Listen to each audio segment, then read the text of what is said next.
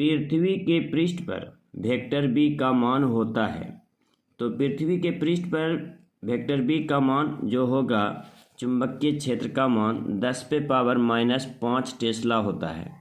10⁻⁻5 Tesla होता है। आप लोगों को बताए हैं, उसको ध्यान से देखिएगा। अब है धारावाही कुंडली का विद्युत चुंबकीय आघूर्ण होता है। धारावाही कुंडली में जो है विद्युत चुंबकीय आघूर्ण जो होगा आपका वेक्टर M = NIA। अब इसके बाद है निम्नलिखित में कौन गैल्वेनोमीटर नियतांक के लिए सही है। तो गैल्वेनोमीटर नियतांक के लिए जो सही है, गैल्वेनोमीटर पढ़ाए हैं चल कुंडली गैल्वेनोमीटर, वहाँ पे देख लीजिएगा C/NAB है। ठीक है, चल कुंडली गैल्वेनोमीटर में आप लोग देख लीजिएगा। अब है आदर्श एमीटर का प्रतिरोध होता है। आदर्श एमीटर का प्रतिरोध जो होता है मेरा 0 होता है। आदर्श एमीटर का प्रतिरोध कितना होता है? 0 होता है। आगे चलते हैं, अब इधर देखते हैं। अब है चुंबकीय फ्लक्स का एसआई मात्रक। चुंबकीय फ्लक्स का एसआई मात्रक जो बताए हैं आप लोगों को, चुंबकीय फ्लक्स का एसआई मात्रक जो आप लोगों को बताए हैं वेबर। अब देखिए लेंज का नियम किसके संरक्षण के सिद्धांत पर परिमाण है।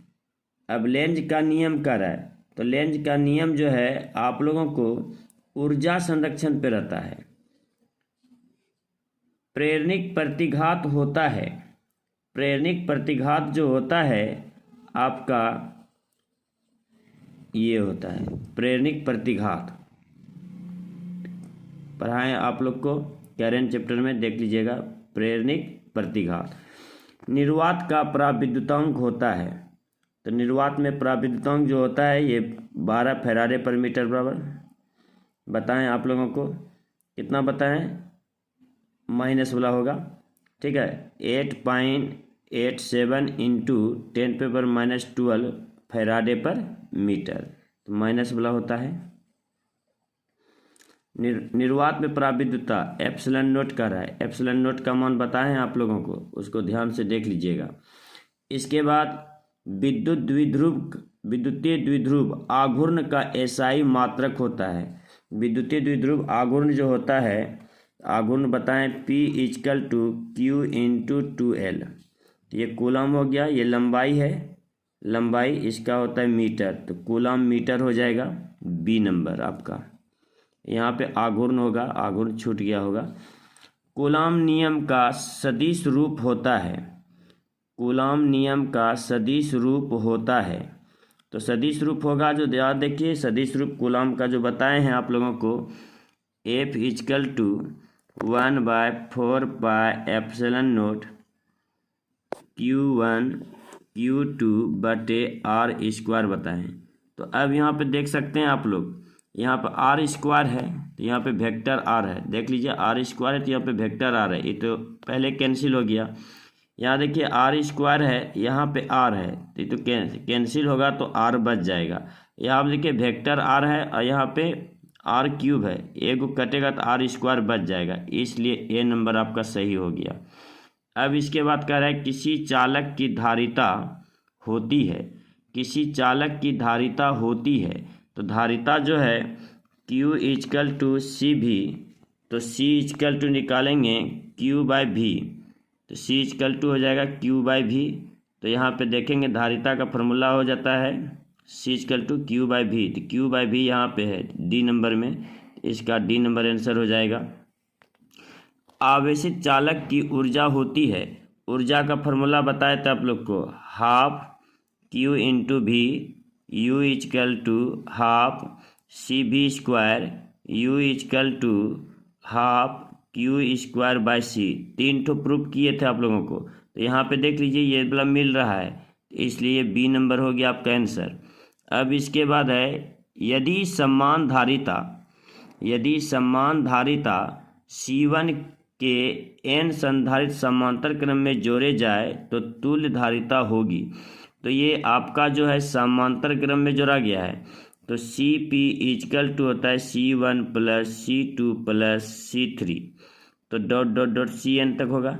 तो अब इसको जो रखेंगे C1 के n संधारित्र समांतर क्रम में जुड़ा गया, सभी जगह आपका जो है यहाँ पे 1 1 1 1 होगा, C1 plus C1 plus C1 plus dot dot n तक जाएगा।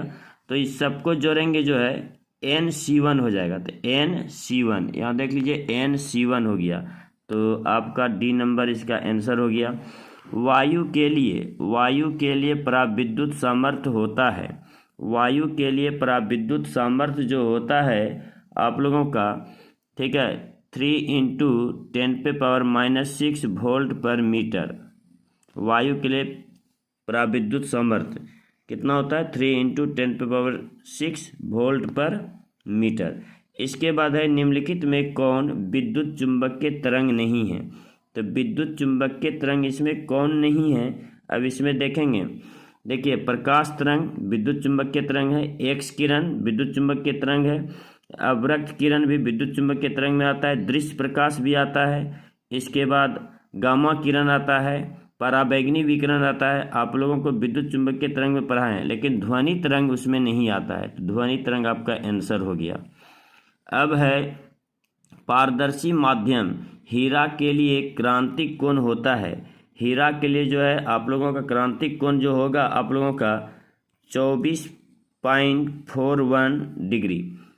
फोटोन की ऊर्जा बराबर होती है, फोटोन की जो ऊर्जा होता है आप लोगों को प्रूव किए होंगे E बराबर h न्यू, E बराबर प्रूव किए होंगे h न्यू, तो आपका ए नंबर सही हो गया।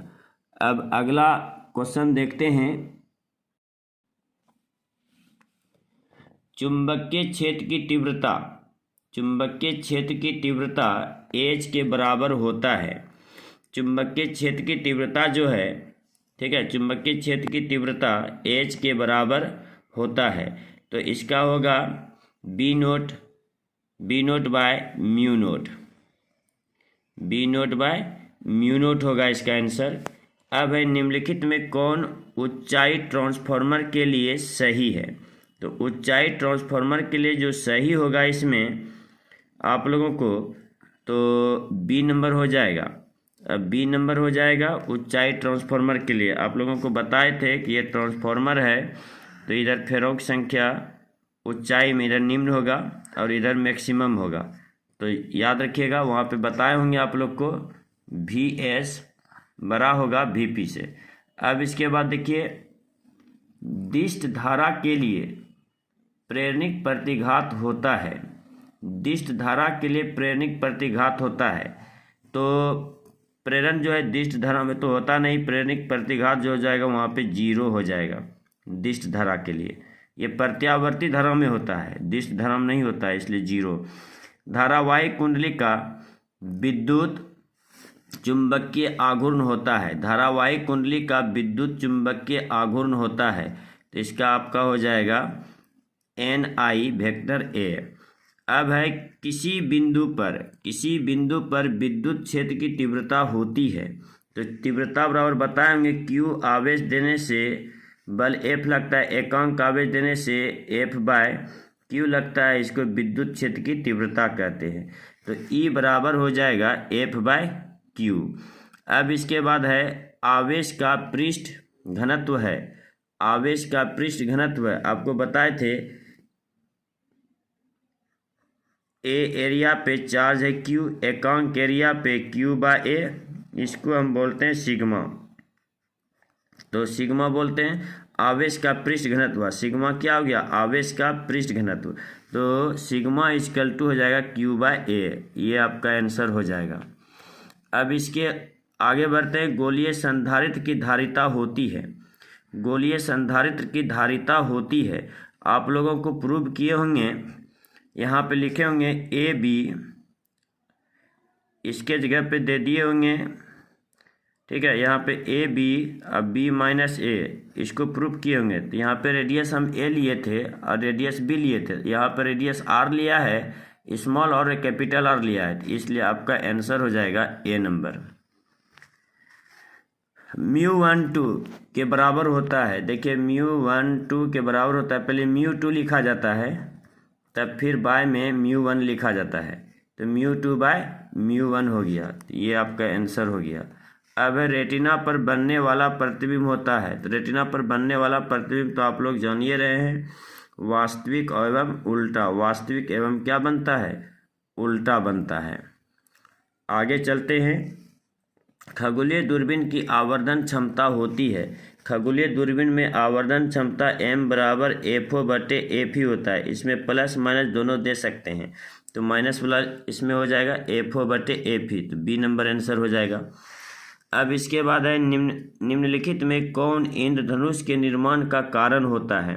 तो इंद्रधनुष किसके कारण बनता है, वर्ण विक्षेपण के कारण। किसके कारण बनता है, निम्नलिखित में कौन इंद्रधनुष के निर्माण का कारण होता है, तो वर्ण विक्षेपण हो जाएगा इसका आंसर। अब है निम्नलिखित में छोटे चुंबक के लिए कौन सही है। निम्नलिखित में छोटे चुंबक के लिए कौन सही है, तो इसका फॉर्मूला होता है अक्षीय बटे निरक्षीय। अक्षीय बटे निरक्षीय बराबर होता है 2:1। तो इसको क्रॉस मल्टीप्लिकेशन करेंगे, 1 गो अक्षीय हो जाएगा और 2 गो निरक्षीय हो जाएगा, तो यही हुआ 1 अक्षीय और 2 निरक्षीय, तो इसका बी नंबर आंसर हो जाएगा। अब एक समान चुंबकीय क्षेत्र में दोलनशील चुंबक के आवर्तकाल का व्यंजक होता है। तो आवर्तकाल का व्यंजक जो है निकाले होंगे आप लोगों को मैग्नेट में। दोलनशील चुंबक के आवर्तकाल का व्यंजक होता है, तो वहाँ पे निकाले थे हम लोग T=2π√I/m/BH। तो ये हो गया आपका आंसर। अब है निम्नलिखित में कौन संबंध पृथ्वी के चुंबकीय क्षेत्र और चुंबकीय सुई की आवृत्ति के लिए सही है। तो इसके लिए जो होता है आवृत्ति जो होता है n², ठीक है, n² समानुपाती होगा चुंबकीय क्षेत्र का, तो ये हो गया आपका। अब निम्नलिखित में कौन टेंजेंट नियम के लिए सही है। तो टेंजेंट नियम के लिए इसमें कह रहा है कौन सही है, तो यहाँ पे होता है टेंजेंट नियम में प्रूव किए होंगे आप लोगों को tan थीटा बराबर B/BH, इसको प्रूव किए होंगे टेंजेंट नियम में। तो ये क्रॉस मल्टीप्लिकेशन करेंगे तो B हो जाएगा tan थीटा BH, तो आपका ए नंबर हो गया सही इसका। अब आगे चलते हैं। आपेक्षिक चुंबकशीलता बराबर होती है। आपेक्षिक चुंबकशीलता जो है μR होता है। μR =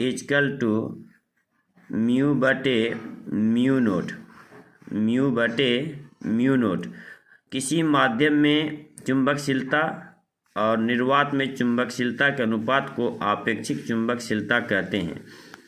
तो ये आपका हो जाएगा इसमें ए नंबर, तो इसमें ए नंबर हो जाएगा, तो इसको देखिएगा ठीक से, इसका ए नंबर हो गया। निम्नलिखित में कौन संबंध सही है। निम्नलिखित में कौन संबंध सही है, तो आपको बताएंगे चुंबकीय क्षेत्र का क्षैतिज घटक और चुंबकीय याम्योत्तर, ठीक है। तो चुंबकीय क्षेत्र का क्षैतिज घटक हुआ और चुंबकीय याम्योत्तर के वर्ग के योगफल, तो ये बड़ा होता है मेरा सही। इसको नति या नमन कोण जिस समय पढ़ाए होंगे उसके नीचे में आप लोगों को क्लास हुआ था, ठीक है, चुंबक का क्षैतिज घटक और चुंबक के याम्योत्तर, उस थ्योरी में देखिएगा ये व्यंजक आप लोगों को हम प्रूव किए हैं। अब है निम्नलिखित में कौन निर्वात में विद्युत चुंबक के तरंग की चाल के लिए सही है। तो मैक्सवेल साहब ने क्या था C=1/√μ0/ε0। अब है निम्नलिखित में कौन संबंध द्रव्यमान और ऊर्जा के लिए सही है। तो द्रव्यमान ऊर्जा के लिए सही जो है E=mc² प्रूव किए थे, तो ये वाला सही हो गया E=mc²। अब है दशमिक संख्या की द्विधारी संख्या होती है, इतना 8 है, 8 में 2 से डिवाइड करते जाओ, 2 से डिवाइड करेंगे 4 बार में खाएगा, यहाँ पे कितना बचेगा शेष 0, फिर 2 से करो 2 दूनी 4, 2 दूनी 4, बचता है कितना 0। तो यहाँ लिखेंगे, अब फिर 2 से डिवाइड करो, एक बार में खाएगा 0। तो इसको समझने के लिए यहाँ देखिएगा ध्यान से, 8 में हम 2 से भाग देते हैं तो यहाँ पे 4 बार में खाता है 8 0। तो जितना बार में खाएगा तो उसको यहाँ बीच में लिखा जाता है, और जितना शेष बचा उसको ऊपर लिखा जाता है। अब फिर 4 है, अब 4 में फिर 2 से भाग देंगे तो फिर 2 बार में खाएगा तो 0, 2 बार में खाया तो यहाँ लिखेंगे, शेष जो बचा यहाँ लिखेंगे। अब फिर 2 में भाग देंगे, 2 से एक बार में खाएगा, एक बार में खाया, जितना बचा शेष 0, तो यहाँ पे 0 लिखेंगे। नीचे से आंसर लिखेंगे 1 0 0 0। देखिए 1 0 0 0 द्विधारी कार्य था तो इसका बेस 2 दे दिए, तो ए नंबर इसका हो गया आंसर। अब है नैंड गेट का संकेत है। नैंड गेट में बताए थे आप लोग को आयताकार, नैंड गेट में क्या बताए थे आप लोगों को, आयताकार देने के लिए यहाँ पे 2 गो देंगे ए और बी, लेकिन इस पे यहाँ पे गोल जैसा दे देंगे। तो ये हो गया आपका नैंड गेट का डी नंबर। इसके बाद है अर्ध आयु काल टी हाफ। अर्ध आयु काल टी हाफ एवं 6 नियतांक में संबंध स्थापित करें। 6 नियतांक में संबंध स्थापित करें तो आप लोगों को बताए होंगे इसका टी हाफ प्रूव किए हैं। अर्ध आयु काल T half equal to 0.693 by lambda. तो ये हो गया आपका ए नंबर। ए नंबर हो गया। निम्नलिखित में कौन अल्फा कण के लिए सही है? तो अल्फा कण के लिए सही है तो अल्फा कण +2 होता है। देखिए इलेक्ट्रॉन -1 होता है, ठीक है। हाइड्रोजन पे जो है प्लस चार्ज होता है, हाइड्रोजन नाभिक। हीलियम पे जो है आपका +2 होता है। तो अल्फा कण, देखिए अल्फा पे +2, अल्फा कण हीलियम नाभिक के बराबर होता है, हीलियम नाभिक के बराबर। अब देखिए निम्नलिखित में कौन समीकरण सही है? निम्नलिखित में कौन सा समीकरण सही कर रहा है? तो इसमें सही जो आप लोगों को होगा, अब इसको देखना है कि इसमें कौन सा सही है। देखिए यहाँ पे जो है यूरेनियम 92 से एक अल्फा कण निकल रहा है। एक अल्फा कण, यहाँ लिखेंगे अल्फा कण। एक अल्फा कण निकलेगा तो परमाणु भार में 4 की कमी होती है, अब परमाणु संख्या में 2 की कमी होती है। ये मेरा सही है। अब प्लस, अब इसको बैलेंस करेंगे तो बैलेंस करेंगे हीलियम 24 आ जाएगा, क्योंकि 2 की कमी हुआ था, ऊपर में 4 की कमी। इसको बैलेंस करने के लिए हीलियम 24 आता है। तो ये मेरा सही समीकरण है। इसके बाद देखिए निम्नलिखित में कौन बायो सावर्त नियम के सदिश समीकरण का सही है? बायो सावर्त में आप लोगों को बताए थे dB equal to μ0/4 pi IDL sin theta बटे r², यही बताए थे। तो इसमें जो इतना बताए थे तो आप देखिए साइन का मैक्सिमम वैल्यू ले लीजिए तो IDL बचेगा, IDL बचेगा। देखिए IDL r² μ0/4 पाई, तो आपका बी नंबर हो गया आंसर। इसके बाद है 4 डायोप्टर क्षमता वाले लेंस की फोकस दूरी होती है। तो 4 डायोप्टर क्षमता वाले लेंस की फोकस दूरी होती है, तो इसकी जो फोकस दूरी होगी 4 डायोप्टर क्षमता वाले लेंस की फोकस दूरी, तो यहाँ देखेंगे, इसको प्रूफ करते हैं, बनाते हैं। देखिए P इक्वल टू हो गया 4 डायोप्टर, तो F इक्वल टू होता है 1/P, तो F equal to 1/4 1/D dioptre में है, तो 1/D को मीटर बोलते हैं। F इक्वल टू 1/4 मीटर को सेंटीमीटर में बदलेंगे तो मीटर रहने दो, 1 में 4 से डिवाइड करेंगे, 1 में 4 से, या सेंटीमीटर में भी बदल सकते हैं आप लोग। 1/4 इंटू 100, इसको कैंसिल कर दीजिए तो यहाँ हो गया 25 मीटर। तो F इक्वल टू 25 मीटर हुआ, 25 मीटर हुआ, इसको सेंटीमीटर में बदलना है तो ये आपका आंसर हो जाएगा। सेंटीमीटर में बदलने के लिए, सेंटीमीटर में बदलने के लिए आपका जो आंसर हो जाएगा ठीक है।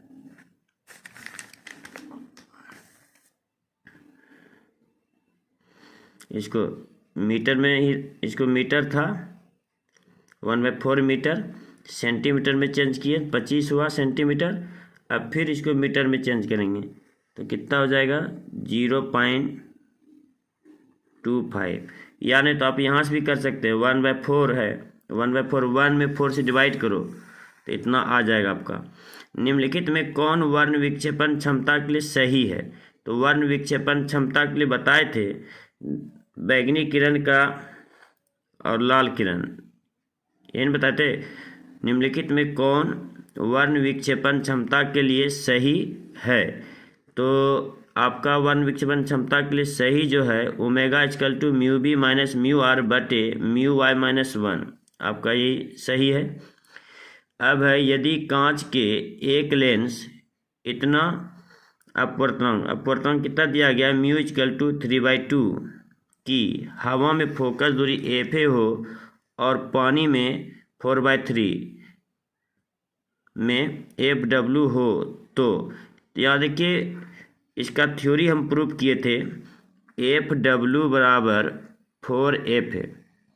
fw इक्वल टू कितना प्रूव किए थे 4f है, तो आपका जो है fw इक्वल टू 4f है, आंसर हो गया। अब आगे देखो निम्नलिखित में कौन संबंध प्रकीर्णित प्रकाश की तीव्रता I और प्रकाश के तरंगदैर्घ्य लैम्ब्डा के लिए सही है? तो आपको बताए थे प्रकीर्णित प्रकाश की तीव्रता तरंगदैर्घ्य के चतुर्थ घात के व्युत्क्रमानुपाती होता है, तो इसमें आपका आंसर हो जाएगा डी नंबर, आपका आंसर हो गया इसका डी। अब है निम्नलिखित में कौन इलेक्ट्रॉन पर आवेश के लिए सही है? इलेक्ट्रॉन पे जो आवेश बताए थे 1.6 इंटू 10⁻⁻19 कूलम, तो अब देखते हैं कौन सा है। यहाँ पे देखिए 1.602 इंटू 10⁻⁻19 कूलम, तो इसका भी डी हो गया, तो डी आंसर हो जाएगा। निम्नलिखित में कौन सोडियम का कार्यफलन होता है? तो सोडियम का जो कार्यफलन जो है, इसमें सोडियम का कार्यफलन जो होता है 2.65 इलेक्ट्रॉन वोल्ट, याद रख लीजिएगा। निम्नलिखित में कौन सोडियम का कार्यफलन होता है? तो 2.65 इलेक्ट्रॉन वोल्ट। अब है नाभिक में न्यूट्रॉन की संख्या होती है, नाभिक में न्यूट्रॉन की संख्या होती है, तो आप लोग को परमाणु भार बराबर बताए थे प्रोटॉन प्लस न्यूट्रॉन, ठीक है। परमाणु में उपस्थित कुल प्रोटॉन की संख्या और कुल न्यूट्रॉन की संख्या के योगफल को परमाणु भार कहते हैं। अब यहाँ पे कारण नाभिक में न्यूट्रॉन की संख्या होती है, तो न्यूट्रॉन बराबर निकालेंगे तो a-p इक्वल टू n हो जाएगा। तो आप लोग को पता है z बराबर e बराबर p होता है, तो p के बदले हम z भी लिख सकते हैं यहाँ पे, तो a-z बराबर n, तो a-z हो गया, तो a-z बी नंबर हो गया इसका। अब है सरल सूक्ष्मदर्शी की आवर्धन क्षमता होती है, तो आवर्धन क्षमता बराबर जो निकाले हैं आप लोग को, ठीक है, एक निकाले हैं d/f और दूसरा निकाले हैं 1 + d/f। तो यहाँ पे देख लीजिए आवर्धन क्षमता निकाले हैं स्पष्ट दृष्टि की न्यूनतम दूरी, ठीक है, और अनंत पे, दोनों पे हम निकाल के दिखाए हैं। तो एगो d/f निकला है, एगो 1 + d/f निकला है, तो यहाँ देख लीजिए 1 + d/f है यहाँ पे, तो बी नंबर इसका आंसर हो गया। संपर्कित दो लेंसों की शक्ति होती है, अगर जब दोनों लेंस आपस में सटा हुआ है तो इसका शक्ति निकाले थे P = P1 + P2, ये थ्योरी प्रूव किए थे, तो P = P1 + P2 हो गया इसका। अब फिर करा यदि μg = 3/2 और μw = 4/3, कांच का अपवर्तनांक कितना है, पानी का अपवर्तनांक कितना है, तो w μg होता है। तो आप लोग को चीटिंग करने बताए थे, क्या चीटिंग करने बताए थे, μ1 का फॉर्मूला होता है μ2 बटे μ1, μ1 का फॉर्मूला μ2/μ1 होता है। अब यहाँ पे देखिए आप 2 में ग्लास है, तो यहाँ पे ग्लास रख दीजिए, 1 में वाटर है तो यहाँ वाटर रख दीजिए, तो यहाँ पे ग्लास रख देंगे, यहाँ पे वाटर रख देंगे, ग्लास वाटर हो गया।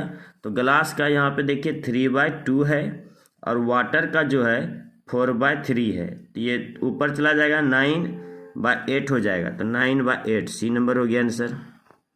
अब इसके बाद देखिए यहाँ पे कांच के लिए क्रांतिक कोण होता है, तो कांच के लिए क्रांतिक कोण तो ये फिक्स है, ठीक है, 42 डिग्री लगभग होता है। विद्युत चुंबकीय तरंगों की प्रकृति होती है, विद्युत चुंबकीय तरंगों की प्रकृति होती है, तो कैसा होगा विद्युत चुंबकीय तरंग का प्रकृति? अनुप्रस्थ होता है। अब है त्रिपार्श्व के पदार्थ का अपवर्तनांक होता है, इसको बोलते हैं प्रिज्म, इसको हम क्या बोलते हैं? प्रिज्म बोलते हैं। तो प्रिज्म के लिए जो अपवर्तनांक का जो फार्मूला प्रूव किए हैं, mu equal to sine A plus delta minimum, ये तो गलत है, mu equal to sine A plus delta minimum by 2 बटे sine A by 2, C number मेरा सही है, तो सी नंबर मार देंगे। इसके बाद है प्रकाशिक पथ के बराबर होता है, ठीक है, प्रकाशिक पथ के बराबर होता है, तो किसके बराबर होगा? प्रकाशिक पथ के बराबर होता, देखो इसका जो हो जाएगा प्रकाशिक पथ के बराबर होता है, आप लोग को थ्योरी पढ़ाए हैं, अपवर्तनांक इनटू पथ की लंबाई। अब है आगे विद्युत तीव्रता का एसआई मात्रक है, तो विद्युत तीव्रता जो है E इक्वल टू F/Q होता है, तो यहाँ पे बल का मात्रक न्यूटन, आवेश का मात्रक कूलम, तो न्यूटन पर कूलम या newton by coulomb, B number हो गया। निम्नलिखित में धारा घनत्व के लिए कौन सही है? तो धारा घनत्व के लिए जो है इनमें कौन सा सही है? तो यहाँ पे हो जाएगा I/A, ठीक है, ए एरिया में करंट फ्लो हो रहा है I, एकांक एरिया में करंट फ्लो होगा I/A, इसी को हम बोलते हैं धारा घनत्व, जिसको हम इंडिकेट करते हैं J से, तो यहाँ पे सी नंबर सही हो गया। निम्नलिखित में गतिशीलता के लिए कौन सही है? तो गतिशीलता के लिए बताए थे आप लोगों को, ई विद्युत क्षेत्र में संवहन वेग कितना है? डी है, एकांक में कितना हो जाएगा? VD/E, इसी को हम बोलते हैं गतिशीलता। गतिशीलता को म्यू से इंडिकेट करते हैं, एकांक विद्युतीय क्षेत्र में उत्पन्न संवहन वेग, तो इसमें जो है म्यू इक्वल टू VD/E हो गया, तो ए नंबर इसका सही हो जाएगा। अब इसके बाद देखते हैं निम्नलिखित में कौन सही है, निम्नलिखित में कौन सही है, तो इसमें सब देखेंगे कि कौन सा सही है, तब देखते हैं सही कौन सा है। देख लीजिए, पावर इक्वल टू होता है वर्क बाय टाइम, ठीक है, इसका हो गया जूल, इसका हो गया सेकेंड, ऊपर जाएगा तो जूल पर सेकेंड, और पावर का यूनिट होता है वाट, तो वाट बराबर हो गया जूल पर सेकेंड, 1 वाट बराबर हो जाएगा 1 जूल पर सेकेंड, ए नंबर हो गया सही। नीला रंग के लिए, नीला रंग के लिए कार्बन प्रतिरोध का कलर कोड होता है, तो नीला रंग के लिए देखिए यहाँ आप लोग को थ्योरी बताए थे, B Roy give by very good wife, तो आप लोगों को बताए थे B Roy give by very good wife, तो इसका हो जाएगा 0, इसका हो जाएगा 1, इसका हो जाएगा 2, इसका 3, इसका 4, इसका 5, इसका 6, तो इसका 6 हो जाएगा ब्लू, बी से ब्लू, ब्लू मीन्स होता है नीला, नीला का कलर कोड है 6, इसलिए यहाँ पे डी नंबर हो जाएगा 6। अब है एम्पियर घंटा मात्रक होता है, एम्पियर घंटा मात्रक होता है, तो यहाँ देखिए एम्पियर घंटा मात्रक होता है, तो Q इक्वल टू फार्मूला होता है IT, इसका हो गया एम्पियर, इसका हो गया घंटा, एम्पियर घंटा मात्रक होता है आवेश का, तो यहाँ पे दिया गया एम्पियर घंटा मात्रक है आवेश का, तो यहाँ पे हो गया आवेश। अब है निम्नलिखित में लॉरेंज बल के लिए कौन सही है, तो लॉरेंज बल के लिए कौन सही है, इस जगह हम बना देते हैं, तो यहाँ देखिए लॉरेंज बल जो है विद्युतीय बल और प्लस चुंबकीय बल, इन दोनों के योगफल को हम लॉरेंज बल बोलते हैं। तो विद्युतीय बल जो होता है सूत्र ई क्यू, और चुंबकीय बल जो होता है क्यू भी बी होता है, क्यू भी बी। अब इसमें जो है क्यू क्यू कॉमन ले लेते हैं, क्यू क्यू कॉमन लेंगे तो ई प्लस भी बी ये हो गया।